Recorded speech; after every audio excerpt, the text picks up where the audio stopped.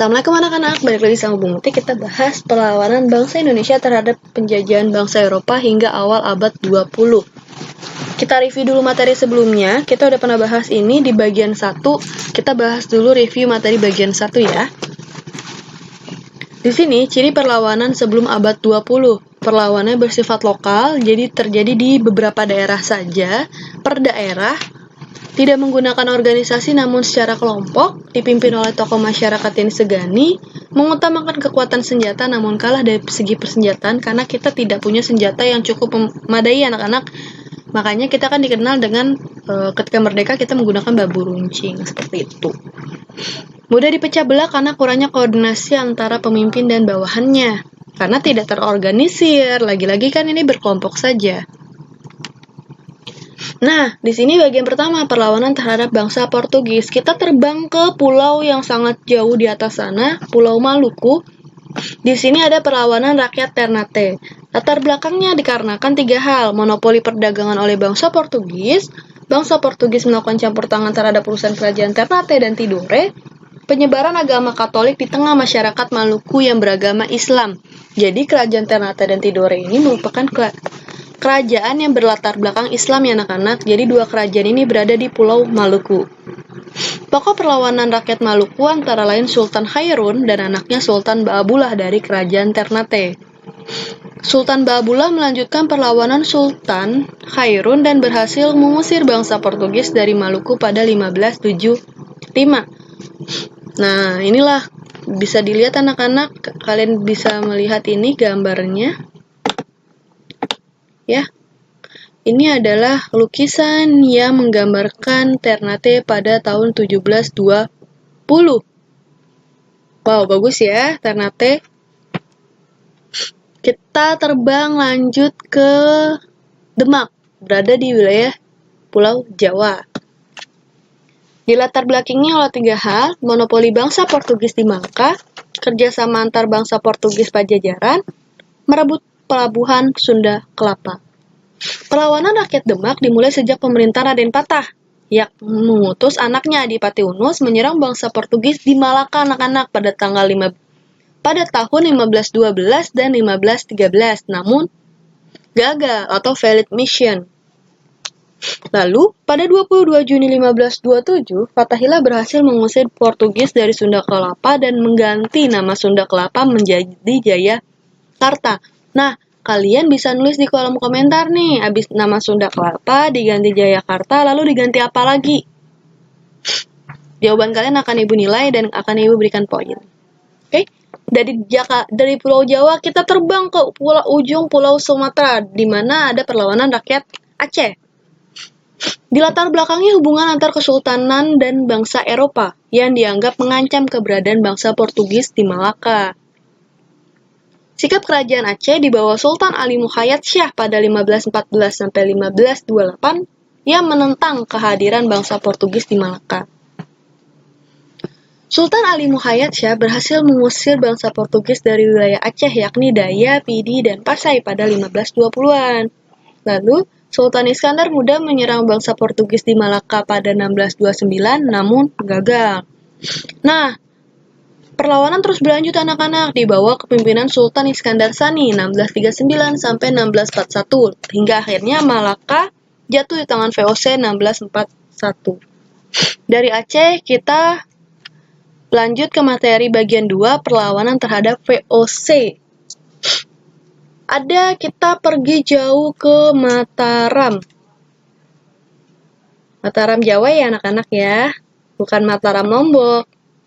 Di latar belakangnya, VOC melakukan monopoli perdagangan yang merugikan perdagangan pribumi. VOC menolak mengakui kedaulatan Kesultanan Mataram Islam di bawah Sultan Agung Hayokrosukumo. VOC dianggap sebagai penghambat bagi Sultan Agung dalam mewujudkan cita-citanya. Nah, kalian mau tahu Sultan Agung seperti apa? Nah, ini nih Sultan Agung ya anak-anak ya. Sultan Agung. Oke. Tokoh utama perlawanan rakyat Mataram terhadap VOC adalah Sultan Agung yang menyerang VOC di Batavia sebanyak 2 kali pada 1628 dan 1629, namun failed mission atau gagal. Pada masa pemerintahan Sultan Amangkurat I, Kerajaan Mataram justru memilih bekerja sama dengan VOC. Tuh, sangat disayangkan ya anak-anak ya. Kita habis itu pergi ke Banten. Habis dari Mataram kita ke Banten, berarti masih di wilayah Jawa. Di latar belakangi persaingan antar dagang VOC di Batavia, rongrongan VOC terhadap politik di Kesultanan Banten. Anak-anak lihat nih ya, ada rongrongan. Rongrongan ini kayak pemaksaan. Rongrongan tuh kayak pemaksaan, ya bahasa ininya ada pemaksaan lah. Tokoh yang memimpin perlawanan VOC adalah Sultan Ageng Tirtayasa pada 1651 sampai 1682. Perlawanan Sultan Ageng mengalami kegagalan oleh putranya Sultan Haji yang memilih kerjasama dengan VOC. Lalu perlawanan rakyat Banten masih terus berlanjut dipimpin oleh Kiai Tapa dan Ratu Bagus. Nah, ini kalian bisa lihat nih anak-anak, runtuhan Keraton Kaibon bekas istana kediaman Ibu Suri Sultan Banten pada sekitar tahun 1933. Habis dari Banten, kita pergi jauh ke Pulau Sulawesi, di mana ada perlawanan rakyat Makassar. Tokoh yang memimpin perlawanan VOC adalah Sultan Hasanuddin yang dikenal dengan julukan Ayam Jantan dari Timur. Beliau merupakan Raja Gawatalo anak-anak yang menolak monopoli keberadaan VOC di Makassar. Di latar belakangi kebijakan monopoli dagang VOC, terutama rempah-rempah anak-anak. Ingat, Belanda atau rakyat Eropa datang ke Indonesia karena mengejar rempah-rempah. Mereka itu kan negara dingin ya, wilayah yang dingin. Sedangkan kita yang memiliki rempah-rempah itu kan bisa menghasilkan kehangatan. Nah, yang merugikan rakyat Makassar pada 18 November 1667 ditandatangani Perjanjian Bonggaya.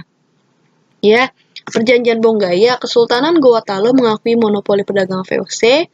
Perdagangan asing selain Belanda dilarang berniaga di wilayah kekuasaan Gawatalo. Kesultanan Gawatalo harus membayar ganti rugi perang. VOC diperbolehkan mendirikan benteng pertahanan. Ada benteng Rotterdam, masih ada yang sampai sekarang. Seingat ini masih ada sih. Selanjutnya, Kesultanan Gawatalo harus mengakui kedaulatan kerajaan Bone. Habis dari Makassar, kita pindah ke perlawanan terhadap bangsa Belanda. Di sini kita pergi jauh ke Pulau Sumatera lagi ke Maluku. Kita pergi jauh ke Maluku ya. Nggak jauh nih sebenarnya nggak jauh dari Sulawesi. Di latar belakangi, tidak ingin Belanda kembali ke Maluku di wilayah tersebut. Pada 1810 sampai 1816, Hindia Belanda termasuk Maluku dikuasai oleh Inggris. Pada 1817, Belanda kembali berkuasa di Maluku. Aturannya menindas kembali memberlakukan lagi-lagi anak-anak monopoli. Kayak Belanda senang banget main monopoli deh. Nah, bisa dilihat ini Patimura ya anak-anak ya. Mungkin kalian pernah lihat Kapten Patimura di uang seribuan. Patimura berhasil merebut benteng Durstede dan benteng Deverdijk. Perlawanan yang sangat gigih membuat Gubernur Ambon terpaksa meminta bantuan pasukan dari Batavia. Nah, Batavia ini dari mana ya anak-anak ya? Bisa jawab kolom komentar. Setelah satu persatu anak buahnya ditangkap dan ditewas. Patimura pun akhirnya ditangkap dan dijatuhi hukuman mati pada 1817. Sangat disayangkan. Tapi Kapten Patimura sangat hebat dalam membantu rakyat Maluku. Dari Maluku kita pergi ke Jawa lagi, ada perlawanan Pangeran Diponegoro. Bisa dilihat ini gambar pangeran, ya. Latar belakangnya campur tangan pemerintahan kolonial Belanda terhadap urusan pemerintahan Kesultanan Yogyakarta. Pada jabatan kesultanan diberlakukan sebagai bawahan pemerintah kolonial Belanda. Penetapan berbagai pajak oleh pemerintahan kolonial Belanda dan Kesultanan Jawa yang membuat Kesultanan Yogyakarta yang membuat rakyat menderita. Pemasangan patok-patok batas, pembangunan jalan yang melewati tanah Pangeran Diponegoro. Nah, tokoh-tokohnya di sini ada banyak anak-anak. Ada Pangeran Diponegoro, Pangeran Mangkubumi, Sentot Alibasya, Kiai Mojo, dan Nyi Ageng Serang. Perlawanan Pangeran Diponegoro, di sini pemerintahan kolonial Belanda menggunakan taktik benteng stelsel anak-anak ya, di mana berhasil mempersempit ruang gerak perlawanan Pangeran Diponegoro. Perlawanan Pangeran Diponegoro berakhir setelah pemerintahan kolonial Belanda menangkap Pangeran Diponegoro, melakukan perundingan dan kemudian diasingkan ke Manado pada 1830.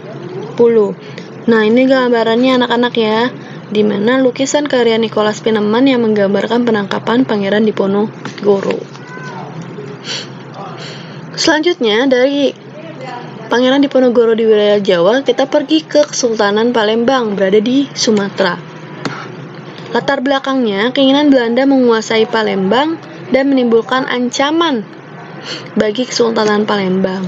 Sultan Badarudin memimpin perlawanan terhadap pemerintahan kolonial Belanda dan menyerang benteng-benteng pertahanan Belanda.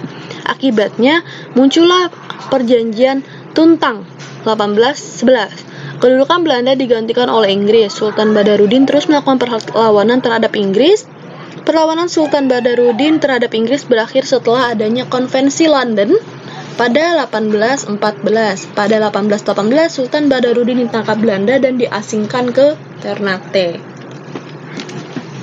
Dari Palembang, kita naik sedikit nih ke atas Palembang. Ada Sumatera Barat, perlawanan Imam Bonjol. Latar belakangnya adanya konflik internal kaum Padri dan kaum adat, di mana kita bisa kenal sendiri anak-anak. Di sini Sumatera Barat dikenal dengan adat istiadatnya sangat kental.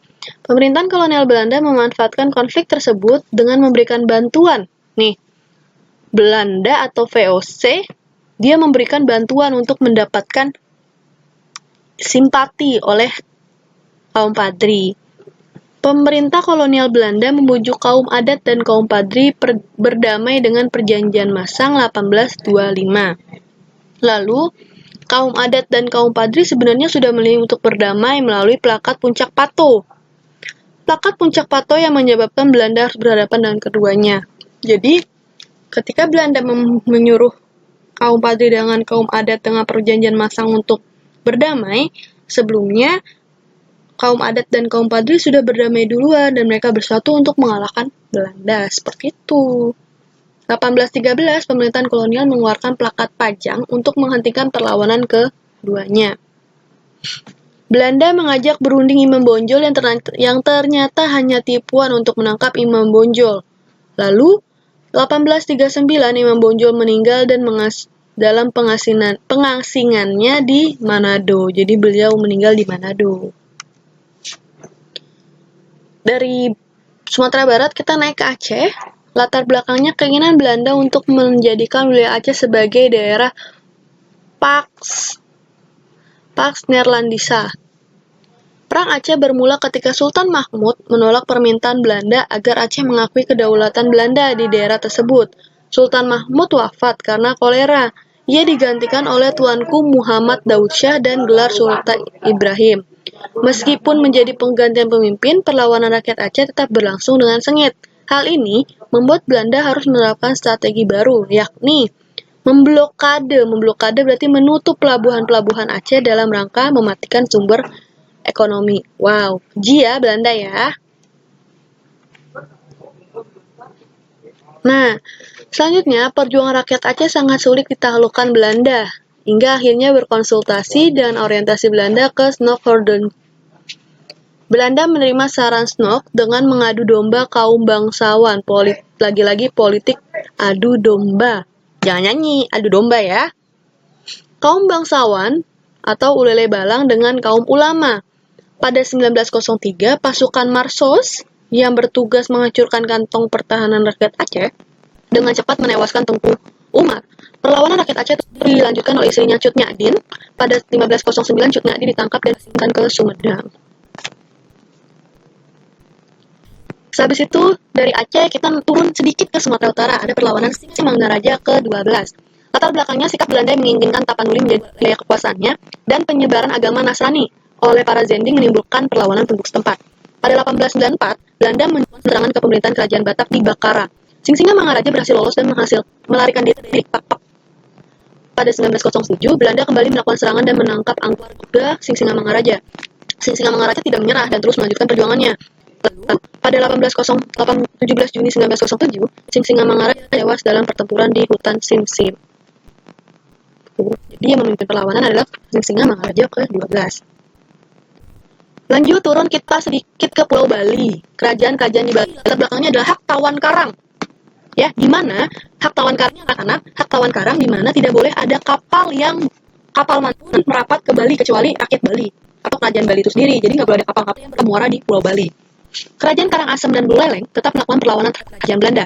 Tokohnya I Gusti Ngurah Made Karangsem dan I Gusti Ketut Jelantik.